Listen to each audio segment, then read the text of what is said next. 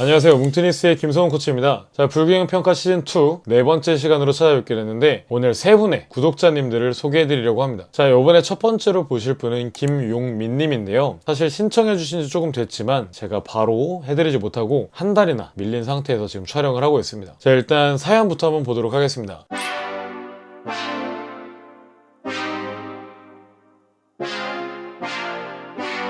라고 말씀을 해주셨는데, 자, 일단 우리 용민님 같은 경우에는 조금 안타까운 게 PT를 받을 때 받으면서 내가 계속 아파지면 안 돼요. 자, PT를 받을 때 다쳐도 괜찮은 순간이 있어요. 그게 뭐냐면은 내가 이제 운동 중급자 혹은 중상급자에서 상급자로 넘어가고 싶을 때, 이때는 고강도 훈련이 필수적이고 계속 한계에 맞닥뜨리려고 해야 되기 때문에 약한 부상, 염증이라고 하는 약한 부상들은 나타날 수 있어요. 염증이야 뭐 잠깐 마찰 때문에 나타나는 거니까, 내가 너무 무거운 걸 잘 밀다가 뭐 한 120kg를 한 3개 밀다가 네 번째 거에서 힘을 풀려서 놓치면서 약간 삐끗했어. 그래서 보조 받아봐 이러고 올렸는데 어깨에 다쳤어. 그러면 뭐 염증약 먹고 며칠 쉬었다 다시 하면 돼요. 선생님의 잘못이 아니에요. 그거는 왜? 역치를 올려나가는 중에 다친 거니까. 원래 모든 스포츠는 위험합니다. 웨이트 트레이닝도 단련이고 높은 수준의 단련을 하면 할수록 부상의 위험이 공존한다는 건 꼭 알고 계셔야 되고요. 다만 이제 허리 신경 눌림, 어깨 찝힘, 슬개건염 이런 거는 PT를 받으면서 절대 나타나서는 안 되는 통증이죠. 지금 말씀해주신 증상만으로 봤을 때에는 척추의 분절 기능이라든지 척추의 회전 기능이 다른 상태에서 운동을 해서 조금 좌우가 불균형하게 성장하지 않았나 싶고, 스쿼트 시 무릎이 슬개건염이 자주 나타나는 거는 무조건 무릎을 먼저 필 겁니다. 무릎에 과신전이 나타날 확률이 굉장히 크다. 우리가 발목과 고관절을 이용해서 무릎은 그냥 접혔다 펴줘야 되는데 이게 안 나타나고 무릎을 먼저 보내면서 무릎을 먼저 가지고 오려고 하면은 슬개건염이 굉장히 쉽게 나타납니다. 수면 사진부터 한번 확인을 해볼게요.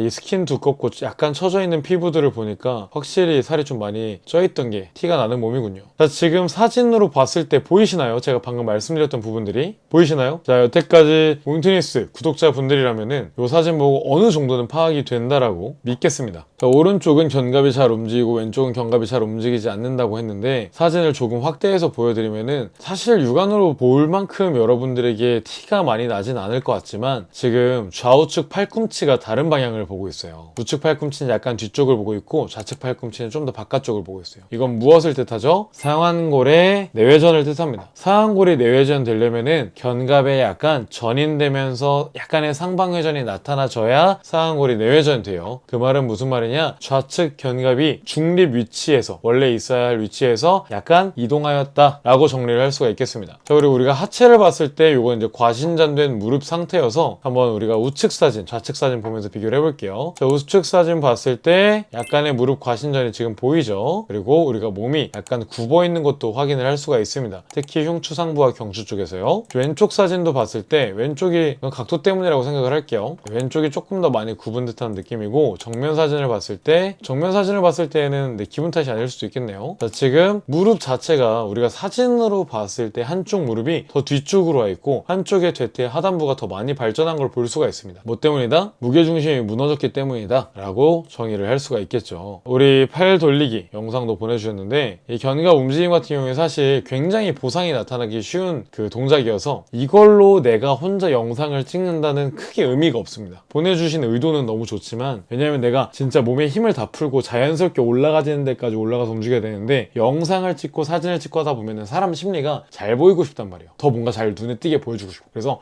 오버해서 해요. 팔을 들 때 이 상완골 굴곡 각도가 미국 의학협회 기준으로 170도예요. 170도. 손등이 하늘을 보고 있으면은 150도가 끝이에요. 더 못 올려야 돼요. 근데 영상 보내주시고 이럴 때 다 보면은 다 이러고 있어요. 이러고. 이거 자체가 말이 안 되는 겁니다. 그래서 팔 돌리기 영상은 웬만하면은 안 찍으셔도 괜찮고 너무 의식 안 하시는 게 좋습니다. 일단 운동을 한번 확인을 해보도록 할게요. 숄더 프레스 뒤 후면 영상을 보내주셨는데, 바벨을 잡고 있을 때 보시면은 조금 아쉬운 부분이, 일단 바벨 숄더 프레스, 오버헤드 프레스를 할 때 하지가 먼저 고정이 돼야 되는데 좌우측 발의 위치가 조금 다르고요. 발이 너무 좁게 세팅이 되어 있어요. 보폭을 조금 더 넓게 뒤꿈치가 어깨 너비 정도가 될 수 있도록 놔주시고, 엉덩이에 힘이 들어간 상태에서 하셔야 척추가 조금 바로 서 있을 수 있습니다. 이제 영상 볼게요. 자, 내려왔다가 그대로 밀어내고, 자, 이때도 지금 내려왔을 때 보면은 좌측 견갑이 잘 안 움직이다 보니까 오른쪽으로 약간 쏠리면서 내려와지는 증상이 나타나요. 이런 식으로 이제 운동을 오래 하면은 좌측 팔꿈치의 내측이나 외측의 상과형, 그러니까 테니스 엘보나 골프 엘보가 생길 확률이 굉장히 높아지고 근육이 오히려 불균형하게 발달될 확률이 더 크다라고 볼 수 있겠습니다. 자, 스쿼트도 이제 후면 사진을 한번 확인을 해볼게요. 후면 영상이죠. 자, 지금 좌우측 견갑 상완의 기능이 다르고 좌측 견갑에 중립에서 이탈을 했다 보니까 어떻게 돼 있어요? 좌우측 잡은 게 위치가 많이 다르죠. 자, 그러면 이분에게는 어떤 영상이 필요할까요? 맞추신 분들도 있겠지만 견갑 상완 리듬을 좀 바로 잡을 수 있는 동작, 그리고 흉추를 바로 잡을 수 있는 동작이 필요합니다. 그래서 이 상태에서 이제 내려가면은 그래도 고관절 움직임은 나쁘지 않은데 아마 일어날 때 지금 무릎 피는 거 보였죠? 자, 이거 오른쪽 영상 볼게요. 자, 방금 오른쪽 무릎을 쫙 폈거든요. 내려갔다가 올라갈 때 고관절을 먼저 쓰는 게 아니라 무릎을 먼저 굽혔다가 무릎을 먼저 펴버리는 거예요, 지금. 그래서 이분 같은 경우에도 발목이나 고관절의 가동 범위가 나오지 않아서 이건 제가 예전에 어썸블리스님과 촬영하면서 안내해드렸던 폼롤러 위에서 하는 마운틴 클라이머 동작이 있는데 그 동작까지 총 3가지 영상을 좀 추천을 드릴게요.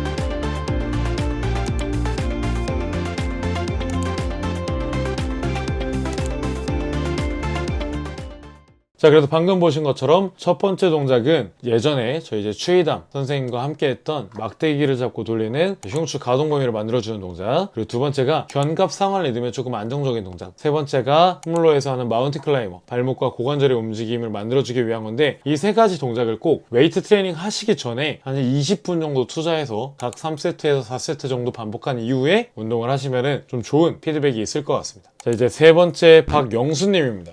몇 달간 지켜봐온 구독자님 감사드립니다. 도수나 추나 PT 쓴 돈은 100만 원이 넘는다. 지금 그냥 사진으로만 봤을 때 나이가 많진 않으신 것 같아요. 근데 이제 앞으로 돈과 시간을 사용한다면은 어디다가 사용하셔야 하는지 좀 명확하게 좀 말씀을 드려보도록 하겠습니다.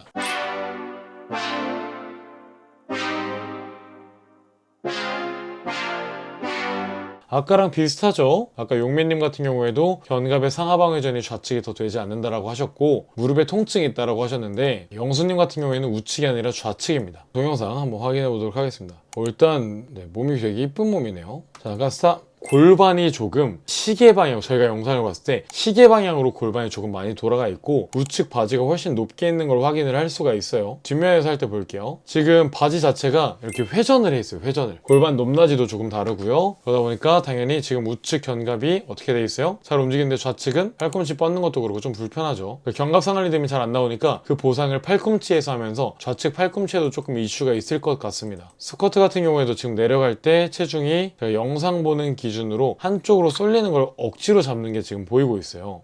보이시죠? 하단 지점을 한번 확인해 보세요. 내려갔을 때 이때 지금 오른쪽이랑 왼쪽이랑 굴곡되는 깊이가 달라요. 오른쪽이 더 깊게 앉아져 있어요. 엉덩이가 더 오른쪽이 깊이 빠져져 있어요. 이런 것들 때문에 지금 한쪽으로 체중이 실리고 있다라고 볼 수 있고, 세 번째 영상은 이제 세 번째가 자세였네요. 지금 우리가 그냥 후면 상태에서 팔 들기 전에 차렷한 자세를 보면은 계속 팔을 움직이시네요. 팔 움직여도 뭐 하체는 볼 수 있으니까 골반 자체가 지금 굉장히 이렇게 많이 회전을 해 있어요. 그러다 보니까 골반은 시계 방향, 몸은 반시계 방향, 이런 느낌으로 돈 지금 몸 상태여서 요분 같은 경우에도 마찬가지로 좀 말씀을 드리고 싶은 게, 지금 이거는 영수님이 병원에 가셔서 해결이 될 상태는 아니에요. 제가 이제 뭐 의학, 건강 이런 방송도 의사 선생님들이랑 같이 하고 있고 여러 가지 이제 내용들, 재활이라든지 이런 것들에 대해서 의사 선생님들이랑 교류를 굉장히 많이 하는데, 그런 부분 한번 물어봤어요. 왜 운동하는 사람들이 좀만 다치면 병원에 가는데 그럼 의사 선생님들 뭐라고 생각을 하시냐 그랬더니, 뭐 마취통증의학과, 재활의학과, 그리고 정형외과, 뭐 신경외과도 있었고 뭐 내분비내과 뭐 등등 정말 다양한 과들의 교수님을 뵀는데, 교수님들이 공통적으로 하시는 말씀이 본인들이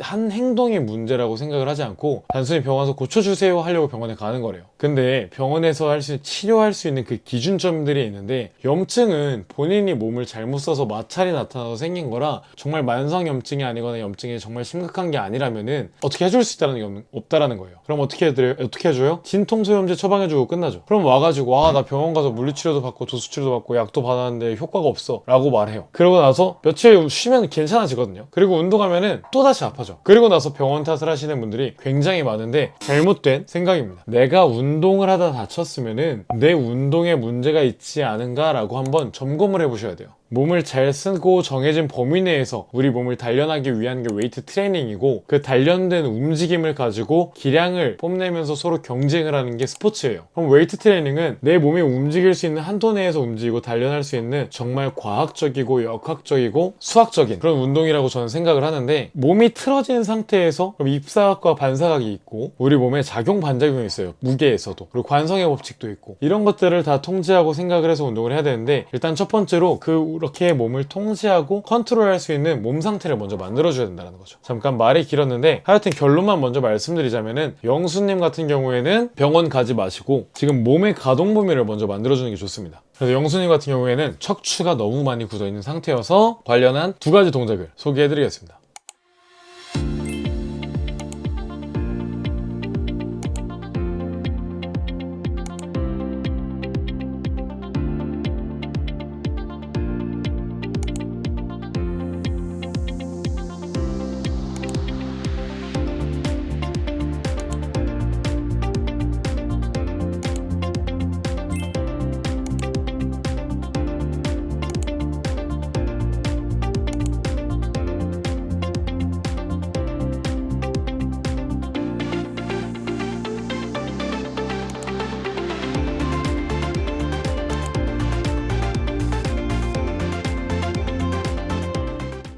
지금 보신 2가지 동작, 폼롤러 위에서 골반을 회전시켜주는 거, 그리고 폼롤러를 잡아놓고 흉추를 회전시켜주는 거, 이렇게 2가지 동작을 해주시면 되는데, 꼭 기억하셔야 될 게, 이게 좌우가 똑같아지기 전에는 웨이트를 할 생각을 하지 마세요. 좌우 안 맞으면 웨이트 못하냐? 그건 아닌데, 정말 전문가에게, 저희 선생님들 같은 분들에게 직접 배울 게 아니다, 개개인의 체형과 움직임, 기능, 관절의 상태 이런 것들을 고려해서 운동을 제시해줄 수 있는 전문가를 만나는 게 아닌 다음에는 제가 알려드리는 방법대로 하는 게 아마 가장 안전하지 않을까라고 생각이 듭니다. 그래서 더 이상 병원에 돈 쓰지 마시고, 정말 운동을 제대로 배우고 싶으시면은 이미 검증되고 운동이 잘 알려주는 곳에 가서 배우시고, 그게 아니라면은 좌우가 어느 정도 똑같아질 때까지 하신 이후에 운동을 다시 한번 도전해보세요. 지금 영상을 보고 계신 구독자분들, 이 영상이 도움이 된다면은 꼭 구독과 좋아요, 댓글과 알림 설정 부탁드리고, 댓글과 좋아요는 정말 큰 힘이 됩니다. 농담이 아니고 영상에서 이런 것 좀 추가해 주셨으면 좋겠어요 라든지, 이런 동작 했더니 어땠어요 라든지, 아니면 예전 영상 보고 이랬는데 많이 좋아졌어요 라든지, 이런 여러분들의 댓글이 굉장히 큰 힘이 돼요. 약간 다음 영상이 더 빨리 찍고 싶어져요. 그렇지 않으면은 조금 다음 업로드까지 길어질 수 있다는 점. 농담이고요. 반은 진심입니다. 자, 이제 마지막으로 희철님 한번 보겠습니다. 희철님 엑스레이 사진을 보내주셨어요. 장골의 높이가 다르고, 높이가 다르다 보니까 약간 척추의 축이 오른쪽으로 쏠려 있다, 요 정도 볼 수 있겠고요. 네, 당연히 그러다 보면은 고관절의 공간도 조금 좌우가 달라져서 고관절의 굴곡이나 회전, 신전의 느낌이 많이 달라진다 라고 평가를 할 수 있겠습니다. 자, 그리고 하체 사진도 보내주셨는데, 하체 사진 같은 경우에 다리 길이가 아주 미세하게 차이가 나는데, 요거 같은 경우에는 장골의 왼쪽에 골반이 조금 올라가면서 다리 길이가, 고관절의 공간 아까 말씀드렸죠, 고관절 골두의 위치가 변해가지고 나타나는 문제일 확률이 크다라고 생각을 할 수 있겠습니다. 자, 일단 차렷 자세부터 한번 확인을 해볼 건데, 우리가 아까 본 것처럼 골반의 높낮이가 조금 다르고 오른쪽 엉덩이가 이렇게 떨어져 있는 걸 볼 수가 있어요. 약간 이렇게 마찬가지로 뒤에서 봤을 때 시계 방향으로 조금 회전을 했죠. 그러다 보니까 이 골반의 중앙, 엉덩이와 엉덩이 사이와 머리의 정중앙이 맞지 않고, 골반이 여기 있는데 머리가 약간 오른쪽으로 이렇게 비스듬하게 기울어져 있는 걸 볼 수 있어요. 그래서 경추의 하부는 오른쪽으로, 위에는 왼쪽으로 이렇게 약간 꺾여 있다라고 볼 수 있겠고요. 그리고 좌우 팔꿈치 위치 조금 다르고 좌우 팔 구조가 다르다. 굉장히 약간 과신전되기 쉬운 팔 구조를 가지고 계신데, 포즈 잡았을 때는 포즈를 그래도 얼추 비슷하게 잡은 것처럼 보이지만 왼쪽 주먹이 좀 더 많이 뒤에 있습니다.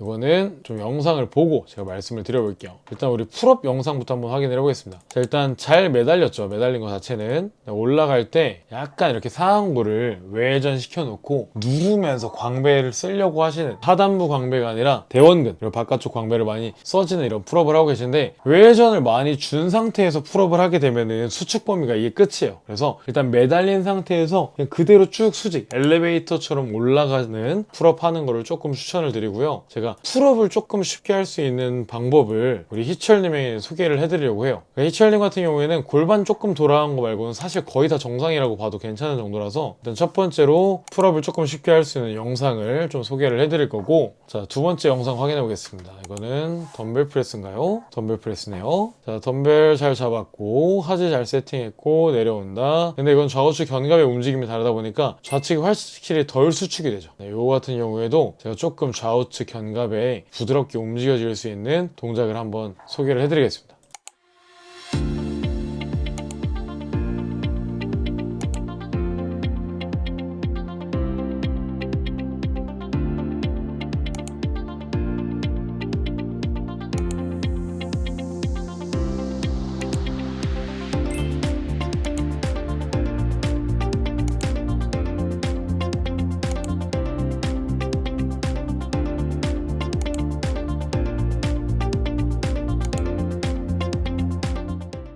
자, 방금 보셨던 것처럼 풀업을 할 연습을 하시다 보면은 굉장히 견갑 상한 리듬의 움직임이 부드러워질 수 있어요. 그리고 두 번째 보신 좀 푸시업을 쉽게 하기 위해서 알려드린 건데, 풀업 같은 경우에는 견갑의 상하방 회전이 메인인 거고, 벤치프레스, 덤벨프레스 같은 경우에는 가슴 운동은 견갑의 전 후인이 메인이 되는데, 요 두 가지 움직임을 좀 연습을 많이 해주시고, 아까 앞에 말씀드린 것처럼 웨이트 하기 전에 꼭 미리 충분히 해놓고 들어갈 거를 약속해 주셔야 됩니다. 그리고 추가로 말씀드리자면은 폼롤러를 꼭 먼저 해주십시오. 폼롤러 하는 것 같은 경우에 너무 영상이 많이 올라와 있어서 따로 제가 말씀을 안 드렸는데, 제가 나중에 기회가 된다면은 한번 FM으로 폼롤러 어떻게 하는지 또 영상으로 다뤄보도록 하겠습니다. 그래서 희철님에 대한 피드백까지 이렇게 마치고, 다음번에 더 좋고 유익한 영상과 피드백으로 찾아뵐 건데, 불균형 피드백을 신청하고 싶으신 분들은 아래 보이는 오픈 카카오톡 링크로 신청을 해주시면은 제가 보고 가능한 답변해드릴 수 있는 선에서는 전부 답변을 해드리도록 하겠습니다. 그럼 다음번에 더 유익한 영상으로 찾아뵙도록 하겠습니다.